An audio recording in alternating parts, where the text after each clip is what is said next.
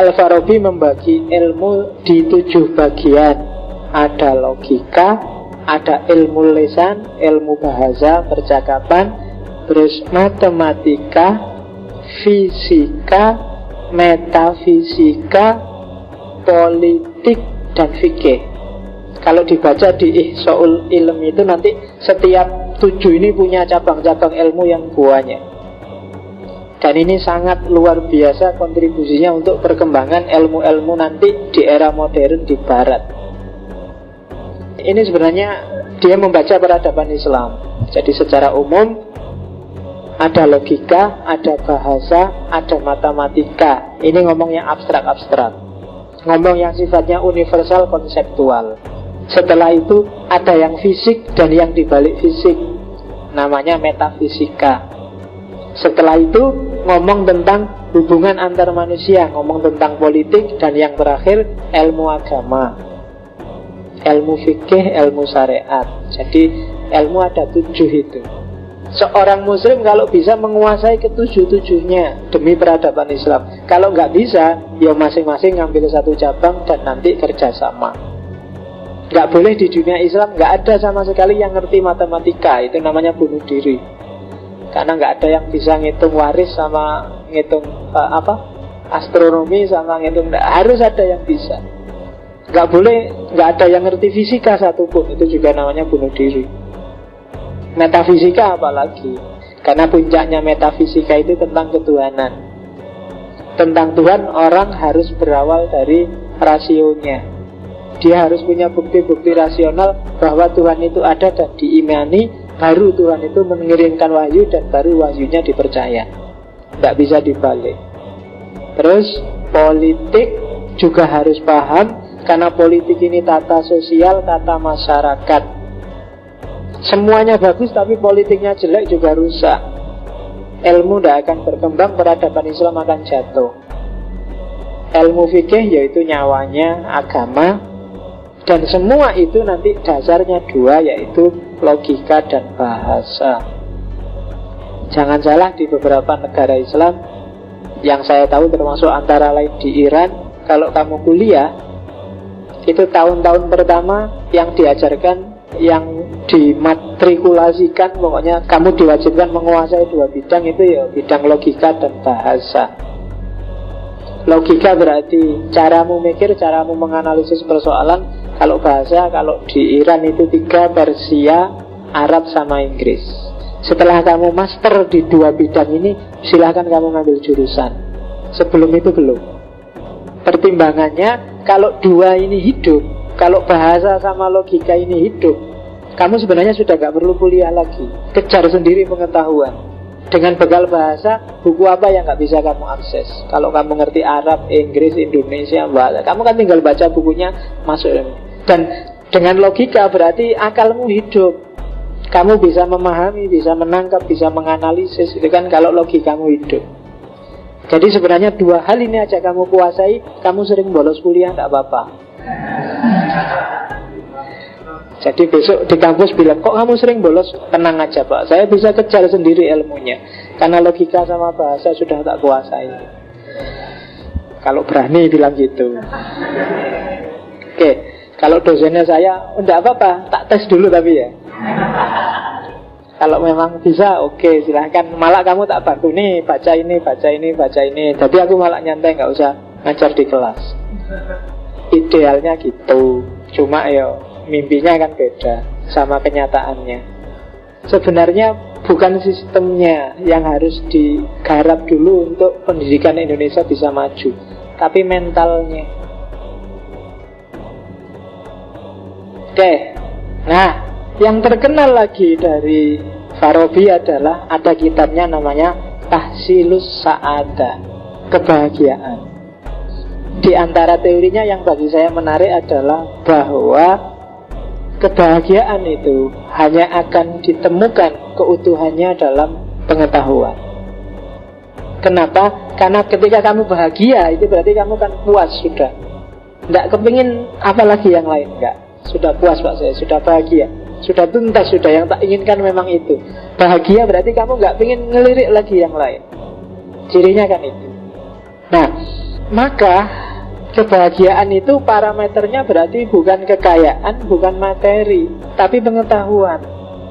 Kenapa? Karena tergantung pada kepuasan. Dan kepuasan itu kan berarti jiwamu yang menerima. Dan jiwa bisa menerima itu biasanya parameternya adalah pengetahuan. Ketika pengetahuanmu sudah benar, sudah pas, itu biasanya lebih membawa pada bahagia. Ya contoh paling elementer, misalnya tiba-tiba kamu nemu uang di pinggir jalan, dompet isinya uang 5 juta misalnya.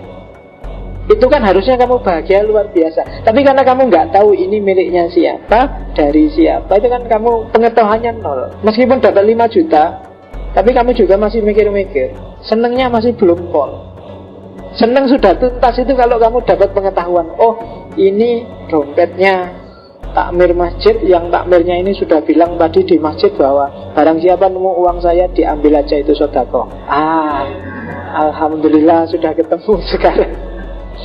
Jadi pengetahuan membawa pada kebahagiaan. Apapun itu, coba urusan apapun, pacarmu misalnya, kamu tentrem dengan pacarmu kalau kamu paham. Oh tenang aja, pacarku itu dia kayak gini, jadi dia dimanapun aku ngerti, wis tenang aja, enak kan.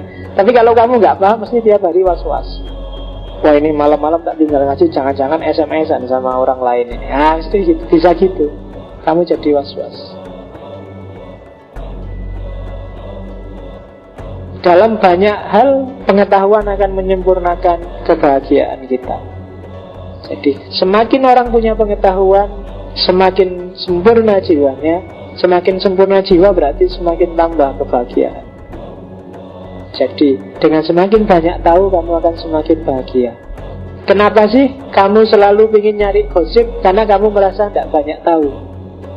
Maka acara-acara infotainment kan terus jadi menarik. Itu sebenarnya khas. Yang diserang adalah rasa ingin tahunya manusia. Karena manusia punya satu karakter dasar, namanya curiosity, ingin tahu. Sehingga kepuasannya terletak pada tahu. Kalau sudah tahu ya sudah, dan kamu puas. Tapi kalau belum tahu, kamu mesti ngejar-ngejar terus. Rasa penasaran, itu namanya curiosity. Dan itu fitrahnya manusia. Jadi ada kriteria kalau di epistemologi Islam itu, pengetahuan itu ekuivalen dengan sukunun nafas. Jadi ciri orang sudah tahu apa belum adalah bahagia atau sukunun nafas, jiwanya tenang dengan apa yang dimiliki, baik materi ataupun non materi. Orang yang agresif, orang yang ambisius, orang yang selalu kelihatan kemerungsung mengejar, itu kan tidak sukunun nafas. Kenapa? Ada banyak hal yang ingin dia tahu dan belum tuntas biasanya. Kenapa sih orang pintar selalu dianalogikan semakin tinggi ilmunya dia akan semakin menunduk? Karena dia semakin tenang. Dia sudah tidak butuh lirik-lirik yang lain. Karena dia sudah merasa puas, sudah merasa cukup dengan apa yang sudah dia ketahui. Jadi kalau masih ada orang yang pecicilan melirik sana, melirik sini, itu perlu dikasih pengetahuan. Biar dia ngerti bahwa sumbernya kebahagiaan itu tidak di luar dirinya, tapi di dalam dirinya. Jadi ini sebenarnya teori sederhana. Cuma jarang kita mikir sampai ke situ. Seolah-olah kita bahagianya karena uang, karena materi, karena wah kalau saya punya laptop yang generasi akhir, kalau punya Core i7 itu mungkin nyaman daripada laptop kayak gini kalau digoyang gambarnya, nah misalnya. Tapi kan enggak. Kadang-kadang laptopnya jelek tapi kan kamu lebih puas. Yang laptopnya Core i7 stres tiap hari. Ada yang kayak gitu kan, karena dia nggak menguasai laptopnya, sistemnya rumit jadi kepiye ngurusnya. Tapi karena laptop gini kan sederhana, gampang, malah simpel, rusak juga nggak apa-apa. Murah aja kok, kan lebih enak karena kamu kuasai pengetahuan. Tapi yang baru-baru, yang HP kan juga gitu, karena kamu punya HP bagus kan jadi terikat oleh HP. Kebahagiaanmu sebagian terampas oleh HP. Kamu tergantung pada HP. Coba HP-mu jelek, HP-mu nggak kelihatan, sebentar aja kalau bagus kan HP, di mana HP tadi kan gitu. Tapi kalau HP jelek kan kamu nyantai, oh hilang yo ben. HP murah, yang nemu aja males ngambilnya. Ya kan, katanya yang nemu HP kayak gitu diambil daripada urusan, ditinggal aja. Rugi sama anunya, resikonya. Nah kalau HP bagus kamu kepikiran. Sama dengan pacar cakep atau pacar jelek. Kalau pacar jelek kan ada dimanapun kamu nggak khawatir, tenang aja. Nggak ada yang mau pasti, aman. Tapi coba pacar cakep, kamu makan hati tiap hari nggak bisa gemuk kamu. Jangan-jangan dia di SMS-i. Wah, lagi nelpon sama siapa itu? Lagi, kamu tiap hari nggak tenang hidupmu. Jadi kalau ingin sukunan nafas, hidup tenang, cari pacar yang Oke, itu hubungannya pengetahuan dan kebahagiaan.